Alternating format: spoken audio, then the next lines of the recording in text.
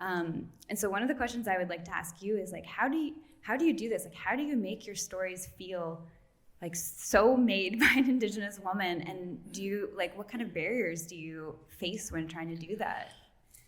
It's really difficult. Future history was really was one of the few things that I was able to really have full control over.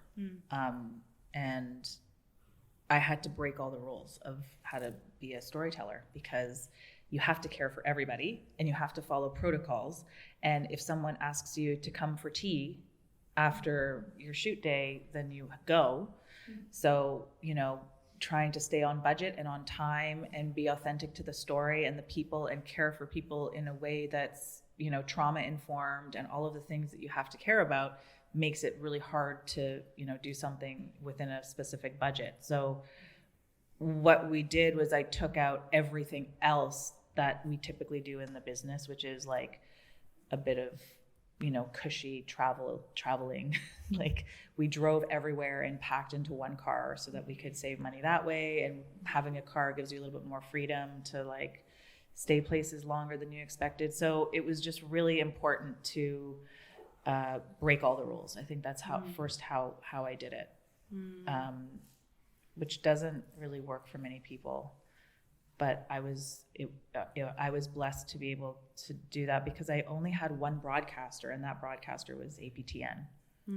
And it was, a lot easier to just work with people who understood what I was trying to achieve, I guess. Whereas something like Empire of Dirt, for example, I'm very proud of that because I really had my fingerprints all over it.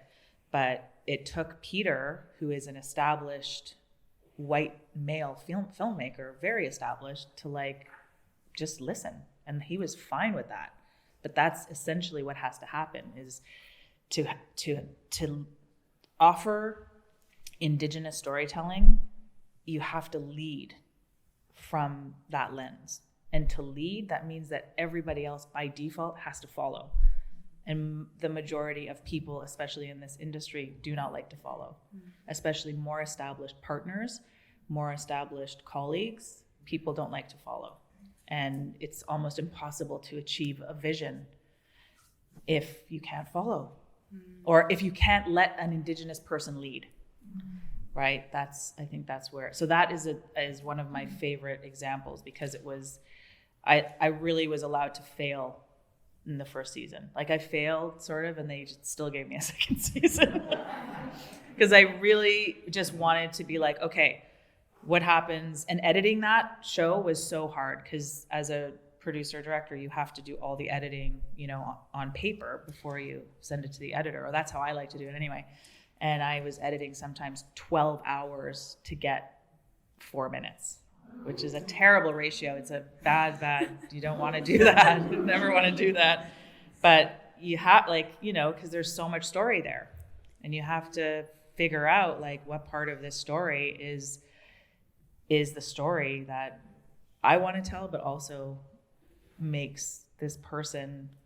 honors this person and their legacy. That's it's interesting, because I guess I was also watching the show as a filmmaker and a creative too, and I didn't really think that until you just said it, but I feel like I watched you get your groove through it, but there was so much information in every episode, and this is like, more of my experiences are in the journalism world, but I think like what you're saying about having to create your own space to do this stuff, that it's not built into the system, was really my experience in journalism as well. And one of the examples I often give is, as a journalist, you're not allowed to ever let anyone read an article before it goes out. It's like, it's a no-no. And I get that if you're interviewing, Justin Trudeau, right? He knows how to talk to media, right? But I was interviewing young Indigenous people that had never spoken to media before. And so I was doing things like, okay, my deadline's on Friday. I'm going to finish my piece on Thursday so I can call them and then read to them on the phone what I've quoted them, and then ask them, like, do you feel okay with this? And put that into the story. But if I had told my editors that, like, that would have been, a no-go. They would not have been impressed that I was doing that. But but we care about the people that we're working with, and it's not a subject to me. This is a young Indigenous designer, and I want them to not be scared of media. And we have a horrible legacy with the way that we've been treated in media. And so I was often told, like, well, you're very precious with your words. And I'm like, of course I am. Like, we need to be. And I think you should be more precious with my words, the people that are working on it. And so